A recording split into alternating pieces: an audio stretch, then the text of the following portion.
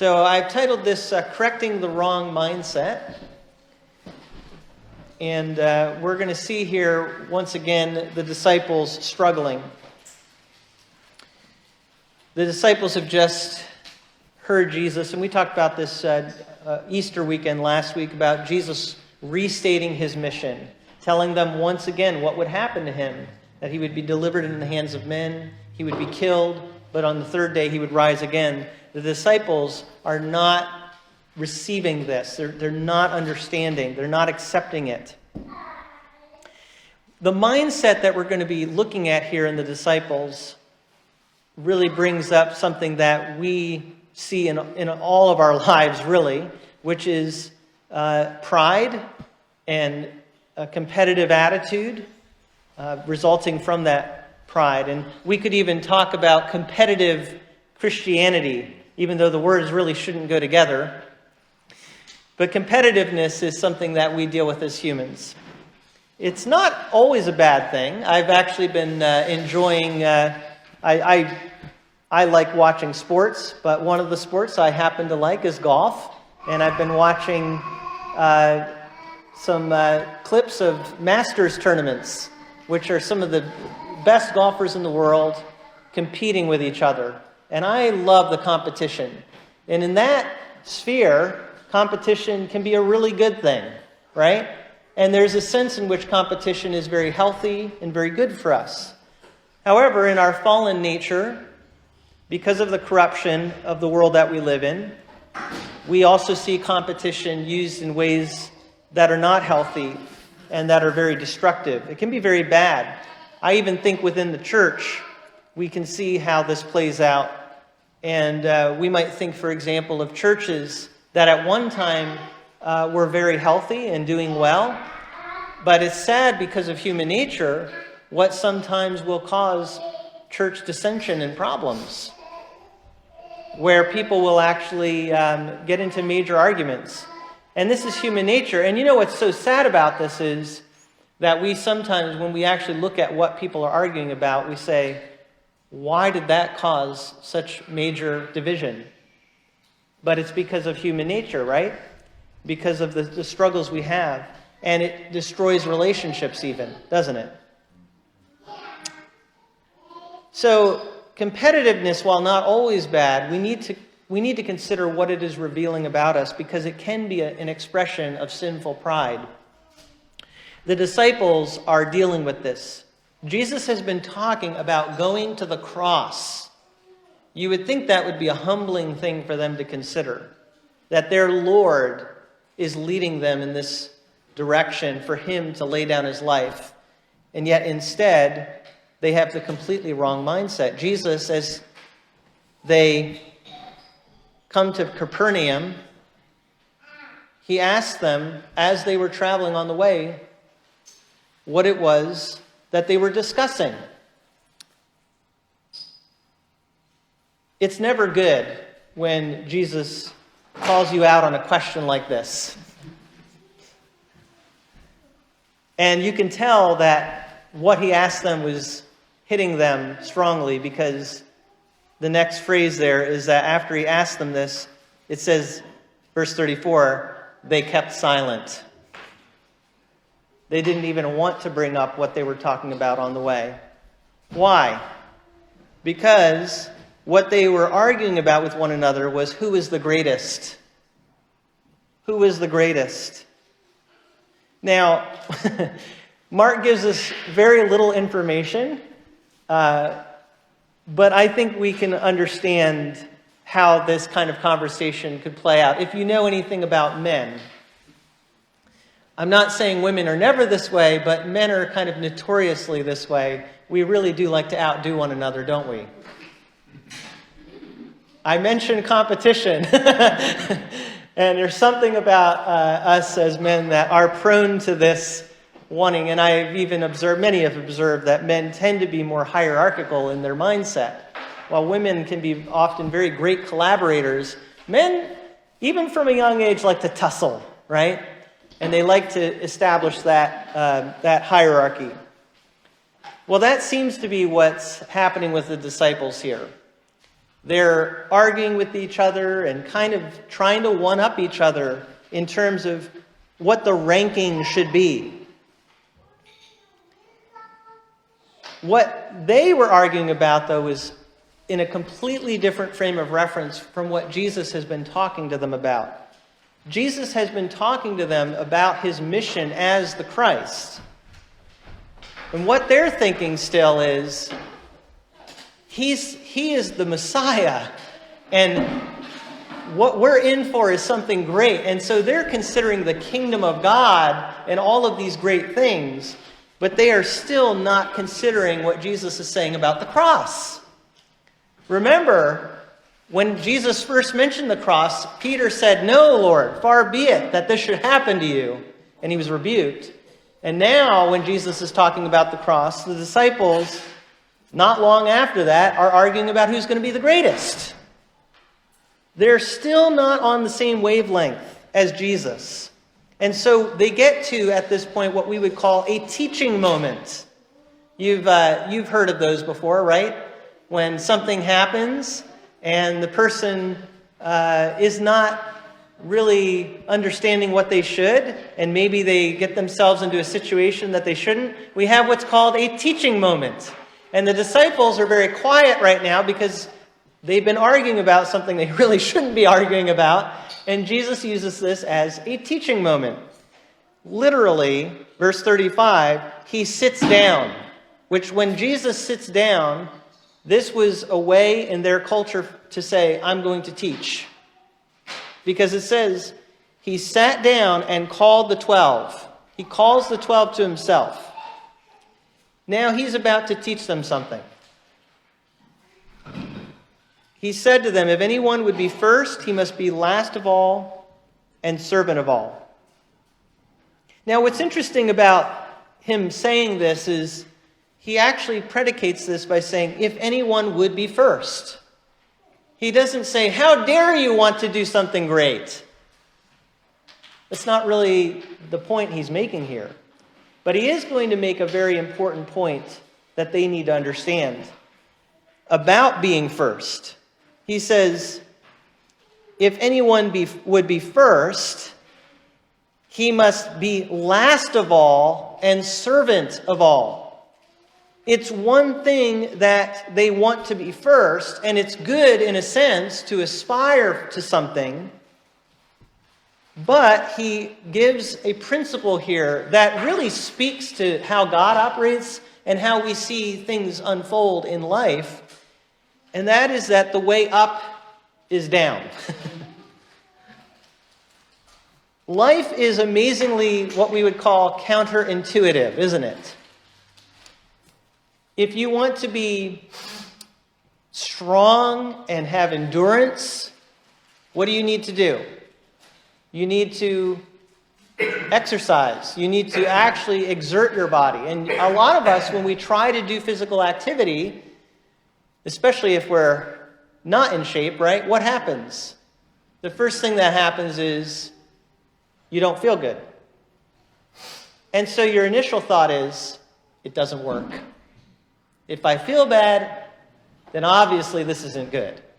And yet, it's exactly what you need. You need to not feel good, right? You need to not feel good. Because what happens? Your body uses that, and it strengthens, and it actually will become stronger through that ordeal, through that challenge. Life is counterintuitive, isn't it? All kinds of examples that we could use. And the same with when it comes to how we work our way up and how we can be the best that we could possibly be, is what Jesus is saying: to be the best, you must learn to be the least. There was a show on television years ago, I don't know if it's still on anymore, but it was called Undercover Boss. And it was about these CEOs of companies, and they wanted to do a better job. And the way that they would actually learn about their company is that they would go undercover and take the lowest roles in their organization and work with people on the bottom rung. And through that experience, over and over again, those people who were high up learned to be better by working with the lowest. probably the best way for all of us to really get into a higher position is by starting at the bottom and learning what it's like to work your way up, right? The disciples wanted to shortcut all of that, didn't they? They just want to be right up there. And Jesus says, no. First, you need to learn to be last. You need to learn to be servant of all as you aspire for more. Then he uses, as he's in this teaching moment, what we call an object lesson. And this is verse 36. He took a child and put the child in the midst of them, and taking him in his arms, he said to them, whoever receives one such child in my name receives me. Whoever receives me receives not me, but him who sent me. The child here is a symbol. Now, I heard and read different commentators giving a little bit different takes on this. Some commentators might say that the child really exemplifies what a believer is supposed to be. I can understand that. There is some truth in that. But I think it's also really helpful to think about children in this culture. And in our culture, children actually have it pretty good. I know not all the kids here would necessarily agree with that, but in our culture, kids really do have it good. We protect them. We really try to elevate them in many ways. But in their culture, that was not the case, right? This was often true for children and for women, if we're honest, that they would regard them as a lower status. So if you had a hierarchy in their culture, who would be on the lowest? It would be the children. So the point, really, a lot of this has to do with status. And that children are the ones who didn't have the rights. They were not looked highly upon. A child is a symbol of this low status. And Jesus says here that whoever receives such a child in my name receives not me, but the one who sent me. What he says here is he receives me, and whoever receives me receives not me, but him who sent me. So Jesus is saying here that ultimately we are accepting Christ and ultimately are accepting God by associating with the lowly, by how we receive one with low status. Because children had low status. How do we treat the lowly? Right? That's a very important question for us. How do we treat the lowly? You know that when someone is important, it's very natural for us. I mean, if we were honest, if some really famous celebrity walked in, we would be tempted to just gather around them and treat them with such awe. But how do we treat the lowly? And Jesus says, when you accept the lowly, you're accepting not only me, but the one who sent me. This is an acceptance of God. So, this first section here that we've looked at, verses 33 through 37, is really we see this competitive attitude, this pride in disciples, in that they're looking at themselves as the greatest. They're seeing themselves as the greatest. The second thing that we see here is how not only do they see themselves individually as trying to be the greatest, but they're also seeing each of themselves as the standard by which to judge others and evaluate everyone else. We see that in what John asks. Right after this conversation, Mark presents us with this question from John. Teacher, we saw someone casting out demons in your name, and we tried to stop him because he was not following us. John had an attitude that is really actually, if we're honest, it's easy for us to have as humans. Because when we think we're doing the right thing and we're on the right path, we, very, very quickly, we may be humbled for a time and say, wow, I was really on the wrong path. But now that I'm on the right path, it's my job to correct everybody else. Nobody's ever been there, right? It's easy to do, isn't it? I think I'm doing the right thing here. And so the way this comes out in our own lives can be that we are put off by people who don't do things the way that we do them. I actually had a conversation recently with some wonderful Christian friends of mine who are both very theologically informed. And their preferences definitely, they're very upfront about this. They like a certain style of church, and they don't necessarily like other ways of doing church. But one of the questions that we talked about is, there are churches that do church in the way they like, but aren't preaching the gospel. And there are other churches that maybe do some things that the way they don't like them, but they are preaching the gospel. And what's most important is that people hear the gospel of Jesus Christ and understand it, and they receive Christ. But it shows us that as Christians, we sometimes have the same kind of mindset that John has, which John is saying here, well, they weren't really following us, and so I told them to stop doing what they're doing. Maybe this was turning into some sort of a rivalry, where here we are trying to do ministry, and you have some rogue person out here who's not even asking us permission. And Jesus says, oh, and by the way, before I get to that, it's also a little bit ironic, as some have pointed out, that the disciples are concerned about this because they're being critical while this person is actually casting out a demon in the name of Christ. What did we just read a few weeks ago? The disciples couldn't even cast out a demon, right? They weren't even getting it right. And yet, here John is being critical. There's irony there. But Jesus says not to stop him. Don't stop him from doing that.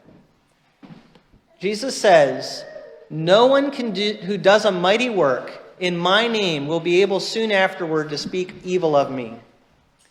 And then he says,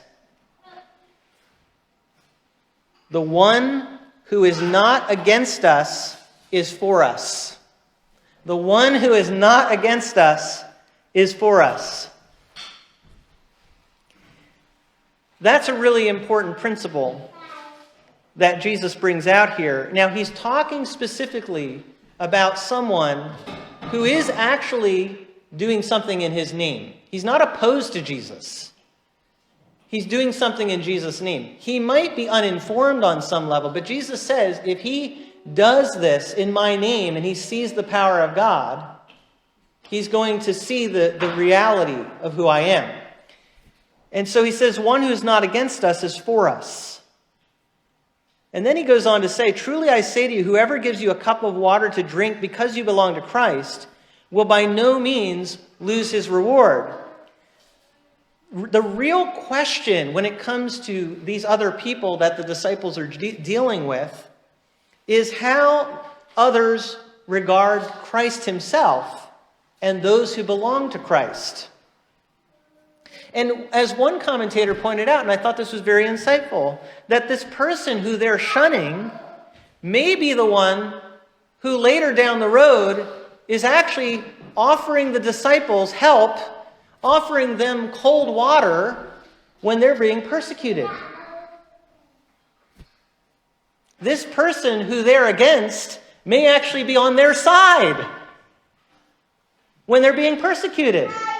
That has happened many times, I'm sure, in church history, where Christians were very critical, but when persecution came, they found out who was on their side, right?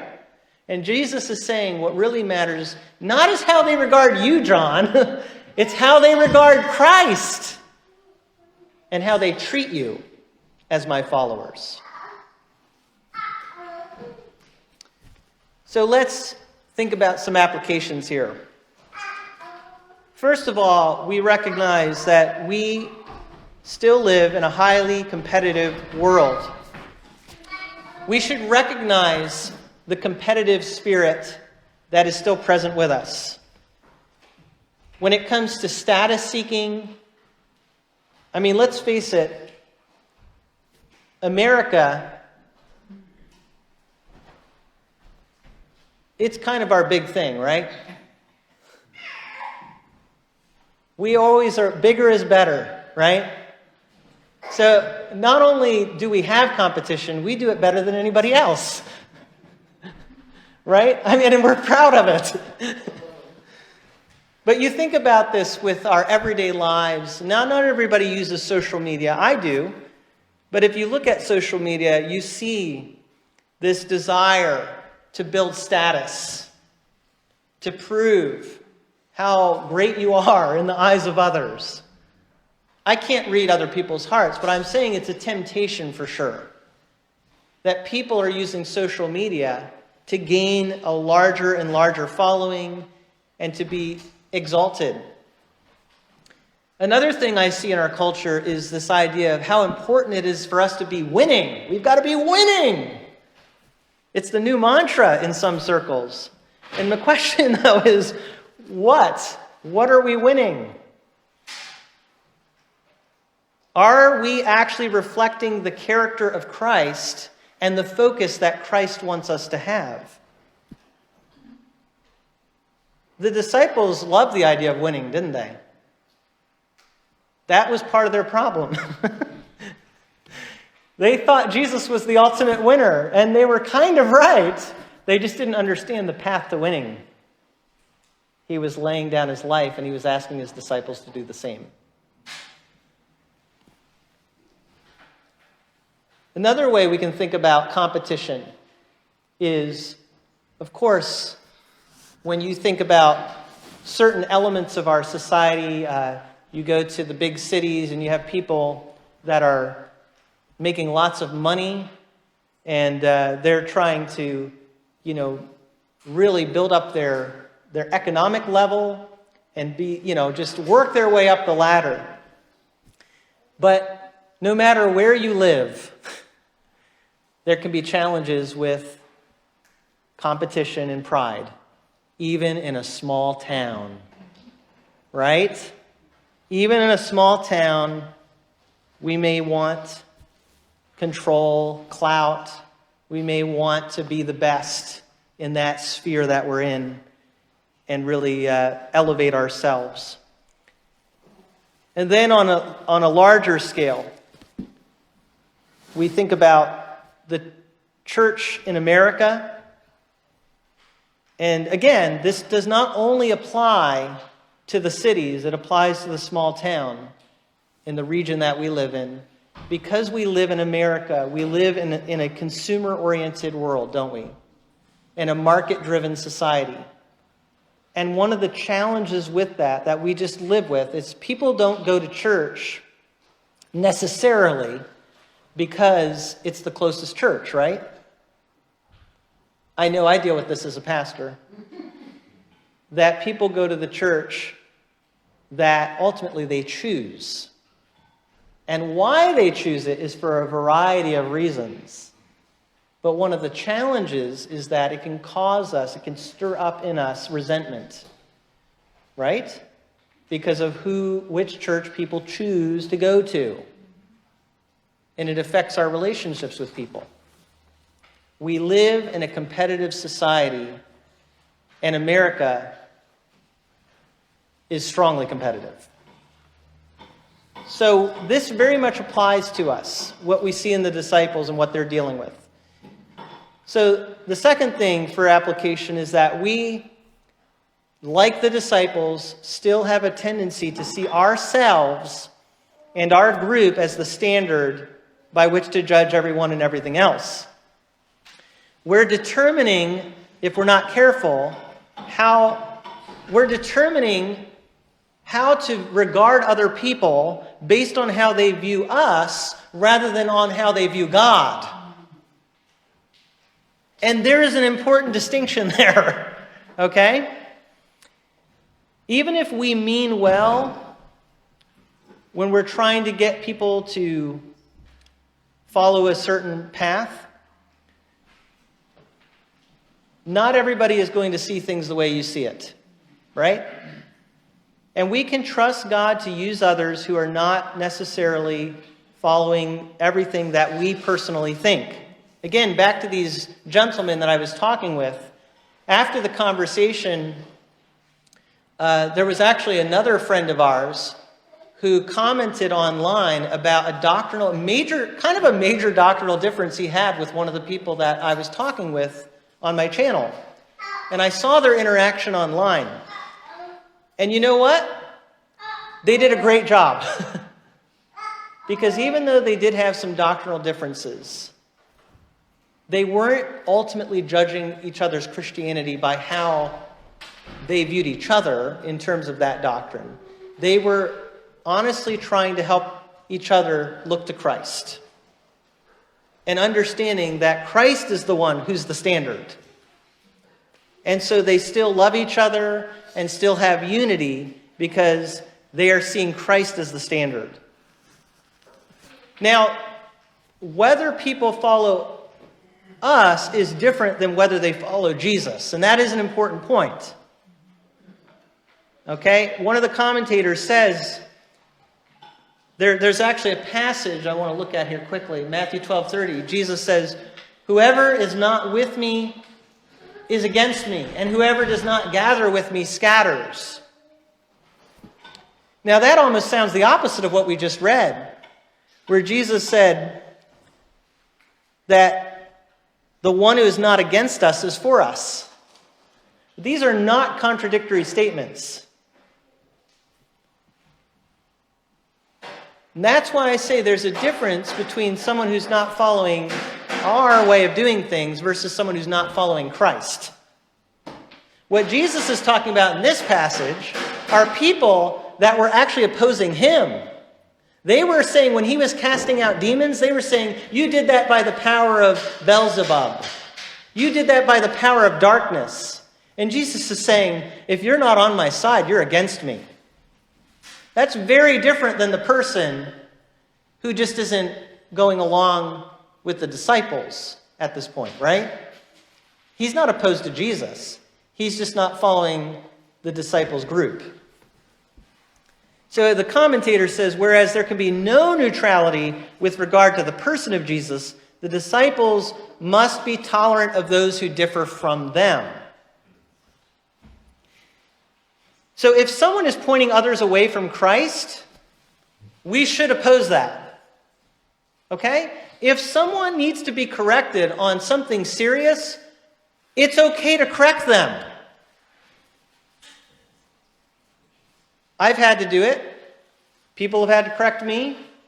Listen, Peter, after Jesus died, rose again, and Peter was a great leader in the church, Peter had to be corrected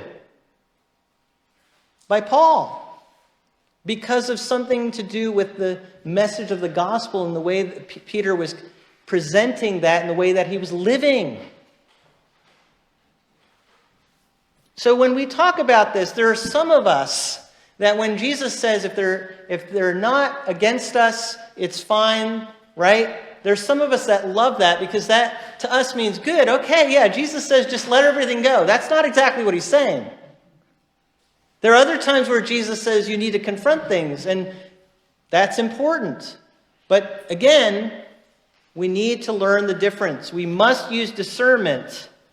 But my point is this, and I think this is the point Jesus makes. We use discernment, but be careful about setting up yourself as the standard. Christ is the standard. And we have to know the difference. And therefore, we should treat others well for the sake of Christ. And that would really help Christians to be far more unified if they simply were to say, I'm going to treat other Christians for the sake of Christ. Because they're a follower of Jesus Christ, I'm going to treat them that way. Even if I don't agree on everything. Thirdly, if we lower ourselves, remember Jesus said the way up is down? So if we, and I'm paraphrasing what he said there, but to be first of all, you have to be last, you have to be servant of all. If we lower ourselves, then we will be exalted in the right way. all of this hinges on us having a true attitude of humility. Because everything we're talking about here in application, you can't do it unless you're willing to lower yourself. You can't have the right attitude toward other people unless you lower yourself. So if we lower ourselves, we'll be exalted in the right way. And one way that we can help cultivate humility in our lives, as Jesus said, to receive a child. Now remember, the child represents the lowly. Should we receive actual children and be kind towards them? Absolutely. But he's not just talking about children. He's talking about anyone who is of a lowly status. And my question for you today is, how honestly do you treat people that are of low status, for whatever reason that may be? And there are all kinds of ways people can be low in status, right? It may be that they are in a low economic status. Maybe they don't have enough. But it may be something else. Maybe it's just their social status, right? That there's someone who a lot of other people don't like. It's easy to just go with the flow and say, well, if other people don't like them, I don't like them either. How do you treat people that are low? Maybe they have some sort of condition, problem, and you find it challenging to treat them well. Well, guess what? Welcome to the club. We need to pray that God will help us to treat the lowly the way Christ teaches us to. That's receiving children, this low status person, the way Christ teaches us to. What we ultimately, in lowering ourselves, are doing, though, is we are helping to cultivate in our own lives this very idea that we want to promote and exalt Christ. And we're associating with people to say, I'm no better. I'm only accepted by God by the grace of God. And I want Christ to be the standard. Look at this. Who's one of the greatest leaders in the Old Testament? Moses, right? Look at this event in Numbers 11. Moses went out and told the people the words of the Lord. He gathered 70 men of the elders of the people and placed them around the tent. Because God had said, Moses, I want you to gather 70 elders to help to lead my people. And the Lord came down in the cloud and spoke to him and took some of the spirit that was on him and put it on the 70 elders. And as soon as the Spirit rested on them, they prophesied, but they did not continue doing it. There's a caveat, though, there to this event. It says, 2 men remained in the camp, one named Eldad and the other named Medad, and the Spirit rested on them. They were among those who registered, but they had not gone out to the tent, and so they prophesied in the camp. They didn't even show up. But God's Spirit still worked in their life. And a young man ran and told Moses, Eldad and Medad are prophesying in the camp. And Joshua the son of Nun, the assistant of Moses from his youth, said, My Lord Moses, stop them. But Moses said to him, Are you jealous for my sake? Whoa. Moses really exhibits something that good leaders exhibit. He says, Are you jealous because of me? Because he didn't show up in my presence? Moses said to him, Are you jealous for my sake? Would that all the Lord's people were prophets, and the Lord would put his Spirit on them. And Moses and the elders of Israel returned to the camp. It would be so wonderful if this was the attitude Christians exhibited. They didn't show up to your thing. That's okay. Are they worshiping Christ? In order to do this, though, we need to get back to what Jesus was telling his disciples at this moment. And that is that what he was doing for them was going to the cross. The cross reminds us of our need. Because Jesus gave his life. Why? Not for anything he did. He gave his life for our sin. When we think about these things, we all need help. We're just like the disciples. We need help. Jesus gave his life to pay the price for our sin, to free us from sin, to give us forgiveness for our sin. But guess what? To show us now the way to live.